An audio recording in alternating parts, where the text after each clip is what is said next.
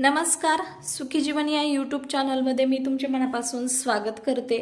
आता उन्हाळ्याला सुरुवात झालेली आहे आणि प्रत्येकाच्या किचन घरामध्ये माठ हा नेहमी असतो। तर माठ आपण कोणत्या प्रकारचा वापरावा? तर हे जे माठ आहेत ते जुने माठ आहेत, म्हणजे माझ्याकडे जो माठ आहे तो जुना आहे। हे जे पांढरे माठ आहेत ते शक्यतो वापरणं पूर्णपणे टाळायचं आहे। जे मातीच्या रंगाचे म्हणजे लालसर असतात, काळे जर माठ वापरले तर अतिउत्तम, परंतु तसे शक्यतो भेटत नाहीत, तर लाल माठ तुम्ही नक्की वापरा। आता यावर्षी मी हा माठ म्हणजे वापरणार आहे, कारण तो व्यवस्थित आहे, त्याचं झाकण फुटलंय परंतु ठीक आहे।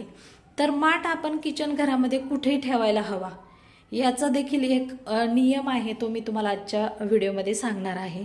तर हा आहे किचन ओटा, एल टाईपचा माझा किचन ओटा आहे आणि त्याच्यामध्ये ही जी गॅसची शेगडी आहे ही आहे पूर्वेला, म्हणजे मी स्वयंपाक करताना माझं तोंड पूर्वेला राहतं।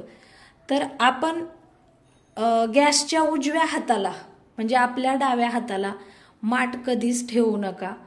हे जे आहे ते म्हणजे काही गोष्टींचं शास्त्र आहे, ज्या गोष्टी मला माहीत आहेत ते मी तुम्हाला या ठिकाणी सांगत आहे।